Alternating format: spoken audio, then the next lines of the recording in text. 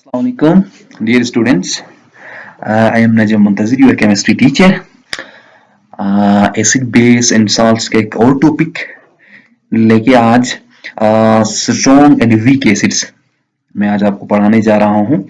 तो एसिड और बेसिस से रिलेटेड काफी थ्योरीज और डिफरेंट चीजें हमने डिस्कस की हैं पहले। तो आज स्ट्रॉन्ग और वीक एसिड किस तरह हम डिफरेंशिएट कर सकते हैं कि कौन सा एसिड स्ट्रॉन्ग है और कौन सा एसिड वीक है। स्ट्रॉन्ग एंड वीक एसिड इसके कुछ पॉइंट्स हैं, हम पहले वो डिस्कस कर लेते हैं। According to the Bronsted Lowry definition an acid is a proton donor species. जो एसिड्स होते हैं वो प्रोटॉन डोनर स्पीशीज होते हैं। अकॉर्डिंग टू ब्रोंस्टेड-लोरी का जो थ्योरी था हमने पहले डिस्कस किया है। कोई भी स्पीशीज अगर प्रोटॉन डोनेट करता है तो उसको एसिड माना जाता है। Different acids have a tendency to donate proton, but this tendency is different. मतलब एसिड्स तो प्रोटॉन डोनेट करते हैं according to this theory, but कुछ एसिड्स मतलब टेंडेंसी होती है उनके प्रोटॉन डोनेट करने की। कुछ ज्यादा प्रोटॉन डोनेट करते हैं तो कुछ कम डोनेट करते हैं, उस हिसाब से हम इसकी स्ट्रेंथ मापते हैं। एन एसिड में donate proton to very high degree, a high degree to small degree और very small degree। मतलब कुछ एसिड्स जो होते हैं, मैं बल्कि यहां पर दिखा देता हूं एरो से। कुछ एसिड्स जो होते हैं उनकी एबिलिटी होती है कि वो प्रोटॉन डोनेट करते हैं हायर डिग्री पे, बहुत ज्यादा, मतलब उनको वो प्रोटॉन डोनेट करते हैं। कुछ बहुत कम प्रोटॉन डोनेट करते हैं और कुछ बहुत ज्यादा कम प्रोटॉन डोनेट करते हैं। या इसको हम इस माने में कहें कि वो जब हम एक्वा सोल्यूशन में उसे आयोनाइज करते हैं तो वो उसके प्रोटॉन्स मतलब H पॉजिटिव आयंस बनने की जो सलाहियत है कुछ में कम होती है, कुछ में 100% डिसोसिएट होकर H पॉजिटिव आयंस मिलते हैं, कुछ में 5%, 10%, 15% ये परसेंटेज होती है। Depending on the ability of donation of proton and acid regarding acetone और वीक एसिड। एसिड को उस जुमरे में हम स्ट्रॉन्ग और वीक कह सकते हैं कि उसके डोनेशन पावर देखते हैं कि वो कितने प्रोटॉन्स को डोनेट करता है, कितने ज्यादा तादाद में प्रोटॉन्स को डोनेट करता है। The strength of an acid is generally expressed in terms of acid ionization constant Ka. Acid dissociation constant Ka से हम मेजर करते हैं कि कौन सा एसिड ज्यादा स्ट्रॉन्ग है और कौन सा एसिड, मतलब इसमें सिंपल ये कह सकते हैं कि एसिड स्ट्रेंथ, एसिड की स्ट्रेंथ। हम तो पहले कहते थे कि जिसकी जो पीएच होती है वो बहुत कम होगी तो वो स्ट्रॉन्ग, ये एक स्केल है। ये उससे पहले हमने ये देखना कि पीएच कब कम होता है, वो उसके प्रोटॉन्स देने की जो सलाहियत है और उसके आयनाइज होने की जो सलाहियत है उसके हिसाब से हम, और उसको यहाँ पर ना एक ionisation constant, acid ionisation constant के से इसे यहाँ पर इंडिकेट किया गया है। देखते हैं। Consider the case of ionisation of a general acid HX in water.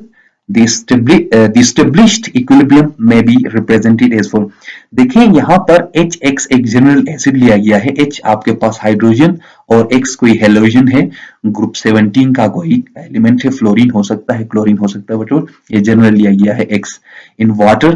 Water के अंदर से डिसोसिएट किया जाएगा, देखें HX प्लस H2O और ये हाइड्रोनियम आयन बनेगा, साथ में कोई हेलाइड आयन बनेगा। अब इनके आपस में इक्विलिब्रियम है, ये रिवर्सिबल रिएक्शन है। The equilibrium constant K for the ionization process may be written as follow।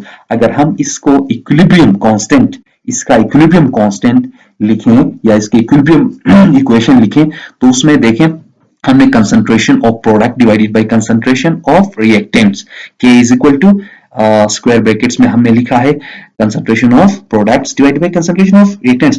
तो फिर हमने यहाँ पर क्या किया है, वाटर भी यहाँ पर एक्सेस में है और कांस्टेंट है, उसको हमने इस कांस्टेंट के साथ यहाँ पर मल्टीप्लाई किया, ये डिवाइड में था यहाँ मल्टीप्लाई किया। अब K into H2O is equal to hydronium into halide into divided by hydrogen halide HX। Since water is a solvent, it is present in excess and therefore its concentration may be regarded as constant। Thus K into H2O is another constant and designated as K। देखिए यहाँ पर क्या कहता है, पहले K तो equilibrium constant है, water यहाँ पर एक्सेस में होता है ना, सॉल्वेंट है तो जाहिर सी बात है एक्सेस में होगा, तो हमने उसको कांस्टेंट लिया। कांस्टेंट लेने के बाद ये भी कांस्टेंट, ये भी कांस्टेंट, इन दोनों कांस्टेंट्स को अब एक और कांस्टेंट जिसको मैंने अगले स्लाइड में दिखाया है K into H2O, इसको हमने Ka कहा, एसिड डिसोसिएशन कांस्टेंट। ये क्या है? Acid dissociation constant is equal to this one. Ka is termed as acid dissociation constant. It is made of the extent to which an acid is ionized or dissociated at equilibrium state. Equilibrium state पे हमें ये बताता है कि equilibrium state पे वो acid कितना dissociate होता है, कितना मतलब उसका एक्सटेंट हम देखते हैं कि वो कितना ज्यादा डिसोसिएट हुआ है या कितना कम डिसोसिएट हुआ. इससे हम बहुत ही इजी और आसान तरीके से मेजर कर सकते हैं. अगर वो बहुत ज्यादा डिसोसिएट होता है, मतलब H पॉजिटिव आयंस या प्रोटॉन ज्यादा देता है, तो एसिड बहुत ही स्ट्रॉन्ग होगा. नहीं, वो डिसोसिएट होना ही नहीं चाहता, बहुत कम परसेंटेज में अगर डिसोसिएट होता है, वो टूटना ही नहीं चाहता, तो उस वक्त हम एसिड को बहुत वीक एसिड कह सकते हैं. देखें, acid dissociation constant Ka is dependent on temperature, therefore the value of Ka should be mentioned along with temperature. और हाँ, ये एक बात बहुत ही लाजमी है कि एसिड डिसोसिएशन कांस्टेंट जो भी होगा वो डिपेंडेंट ऑन टेम्परेचर होगा. यहाँ पर टेम्परेचर जो होगा वो बिल्कुल इसके साथ जिस एसिड के आप एसिड डिसोसिएशन कांस्टेंट जो भी आप वैल्यू लिखते हैं उसके साथ टेम्परेचर भी लिखना लाजमी होगा, क्योंकि टेम्परेचर के साथ ये वेरी करेगा. आप टेम्परेचर बढ़ाते जाएंगे तो इसका जो Ka वैल्यू है वो भी साथ में चेंज होता रहेगा. देखिए यहाँ पर मैंने एक एग्जांपल लिया है, Ka acid dissociation constant of acetic acid. ये सिरके के अंदर पाया जाता है. ये एसिड आपको पता है, इसको इथेनोइक एसिड भी कहते हैं. CH3COOH is in water. Water के अंदर से डिसोसिएट क्या हो 25 डिग्री सेंटीग्रेड इज 1.8 मल्टीप्लाई 10⁻⁻⁵. ये इसका Ka वैल्यू है यहाँ पर, वो किस पे 25 डिग्री सेंटीग्रेड पे. तो एक और चीज, the greater the value of Ka stronger is the acid.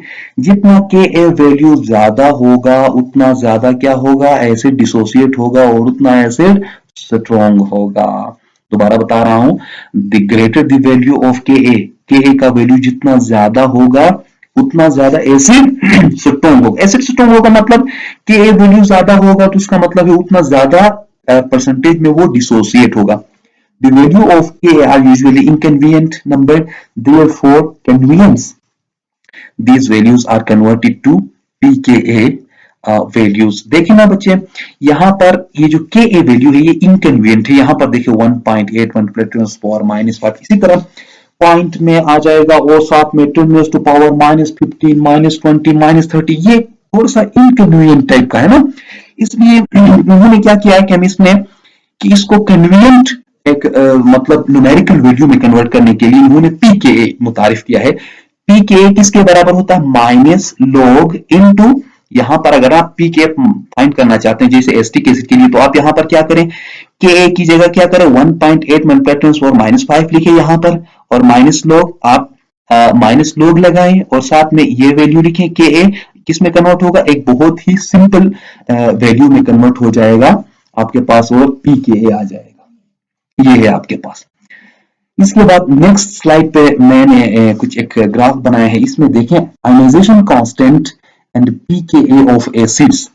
Ionisation constant और जो pKa आपके पास वैल्यू है, इसको मैंने Ka और pKa जो है उसको अलग अलग करके, और यहाँ पर एक मैंने आपकी किताब में भी बुक के अंदर 8.2 में ये टेबल मौजूद है.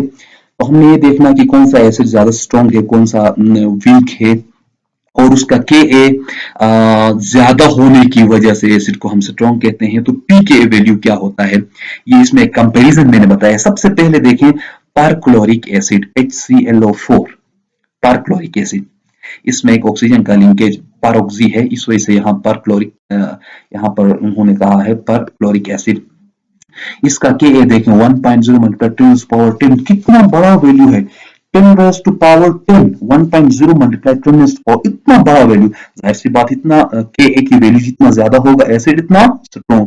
लेकिन Ka और एसिड स्ट्रेंथ के स्ट्रॉन्ग होने का जो वो स्ट्रेंथ है वो आप मेजर करेंगे तो ये डायरेक्टली प्रोपोर्शनल है. Ka ज्यादा तो एसिड स्ट्रॉन्ग, लेकिन pKa क्या होना चाहिए, कम होना चाहिए. pKa जितना कम होगा उतना एसिड स्ट्रॉन्ग होगा. देखिए -10.0 है किसका, pKa वैल्यू किसका, परक्लोरिक एसिड का. और परक्लोरिक एसिड के बिल्कुल साथ ही इन दोनों का तकरीबन इक्वल है हाइड्रोआयोडिक एसिड Hi, हाइड्रोजन के साथ ये एक हेलोजन है, आयोडीन आप जानते हैं. और 1.0 मतलब 10⁻10 और इसका भी -10 आता है, ये भी बहुत स्ट्रॉन्ग है। हाइड्रोब्रोमिक एसिड आता है 1.0 मतलब 10⁻9 और ये -9.0। तो ये पहले जो मैंने बताया था पहले स्लाइड में कि आपने क्या करना है, के ए को अगर पी के ए में कन्वर्ट करना है तो K a is equal to minus log of ये वैल्यूज, माइनस लॉग करके आप ये वैल्यूज पुट करेंगे तो ये सामने वाले वैल्यूज आपके पास। उसके बाद देखें हाइड्रोक्लोरिक एसिड है उसका -7 क्योंकि यहाँ 10⁻7 है।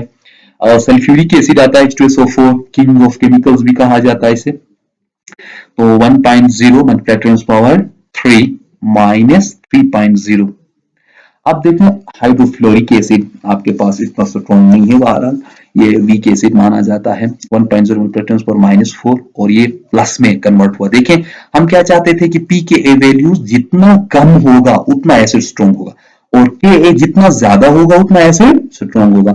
देखिए यहाँ पर फॉर्मिक एसिड, ये फॉर्मिका से ड्राइव हुआ एक लैटिन वर्ड है, तो ये चिविंटियों के अंदर ज्यादातर पाया जाता है या इंसेक्ट बाइट में ना कहते हैं ये फॉर्मिक एसिड।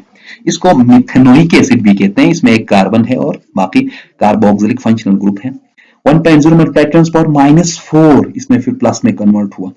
यहाँ जैसे कि आप जानते हैं ये ऑर्गेनिक एसिड स्ट्रॉन्ग नहीं होते, ये वीक होते हैं। बेंजोइक एसिड, बेंजीन रिंग से आप एक हाइड्रोजन कम करें और ये फिनाइल आता है और उसके साथ आप कार्बोक्सिलिक फंक्शनल ग्रुप ऐड करें तो बेंजोइक एसिड बनता है और 10⁻5 और +4.5 में कन्वर्ट हुआ। अब यहाँ से ये वीक एसिड्स हैं। एस्टिक एसिड भी एक वीक एसिड है, इथेनोइक एसिड भी कहते हैं और C3COOH 1.0 और आगे ये देखें +4.7। अब जितना इंक्रीज हो रहा है ना ये जितना इंक्रीज हो रहा है तो समझ ले कि एसिड का जो स्ट्रेंथ है वो कम हो रहा है। अब फिनोल देखें, फिनोल की एसिडिटी आप देखें, फिनोल C6H5OH और यहाँ पर आप बेंजीन रिंग से एक हाइड्रोजन कम करें और साथ में आप हाइड्रोक्सी OH ग्रुप अटैच करते हैं तो फिनोल बनता है। असल में फीन ओल यहाँ इसलिए आया है कि फीन ओल्ड नेम था ना बेंजीन का, फीन और साथ में ओल अटैच किया है तो ये फिर हाइड्रोक्सीज के साथ यहाँ जब अटैच हुआ तो इन्होंने ओल अटैच किया है। 1.0 में +10⁻5 और साथ में +9.3 यहाँ कितना इंक्रीज हुआ है देखें तो यहाँ पर एसिड बिल्कुल भी स्ट्रॉन्ग नहीं है ये। उसके बाद लास्ट में वाटर दिया है इन्होंने, लास्ट में वाटर और वाटर की एसिडिटी हम चेक करते तो 1.6 -16 तो इतना कम और यहाँ पर देखिए +16.0 में कन्वर्ट हुआ है। इसका मतलब वाटर का मतलब अगर डिसोसिएशन देखें तो बहुत ही स्मॉल एक्सटेंट में बहुत ही कम डिसोसिएट होता है और वो कम मतलब नंबर ऑफ हाइड्रोजन देता है, H पॉजिटिव आयन देता है सॉरी, तो इसलिए हम उसको हमने लास्ट में रखा है। दोबारा हम आते हैं पिछले स्लाइड पे और यहाँ पर मैं ये दोबारा आपको दिखा रहा हूँ कि pKa वैल्यू अगर आप निकालना चाहते हैं तो -log ऑफ K। अगर ये Ka हमने क्यों नहीं रखा, हमने इसको सॉरी Ka क्यों नहीं रखा और इसको pKa में क्यों कन्वर्ट किया, तो यहाँ पर मैंने बिल्कुल लिखा है कि इनकन्वीनियंस था। 10⁻16, 10⁻9, -10 इस तरह के इनकन्वीनियंट वैल्यूज थे, उनको हमने एक न्यूमेरिकल वैल्यू में एक कन्वीनियंस उसमें लाने के लिए हमने कन्वर्ट किया है। तो बहुत ही सिंपल है, जो आपके पास अगर pKa अगर Ka वैल्यू है तो आप क्या करें, pKa is equals to -log of Ka करने पे वो क्या होता है, कन्वर्ट होता है। और यहाँ पर देखें ना ये वैल्यू देखें 1.0 -16, ये एक इनकन्वीनियंट मतलब वैल्यू है, थोड़ा डिफिकल्ट टाइप का, लेकिन आप इसको ना बहुत ही इजी मानो में इसको pKa में कन्वर्ट करते हैं -log लगा के तो +16 ये इसको कहें 16.0 इसका pK वैल्यू, और जितना pKa वैल्यू ज्यादा होता है उतना एसिड वीक होता है और जितना Ka वैल्यू ज्यादा होता है उतना एसिड स्ट्रॉन्ग होता है।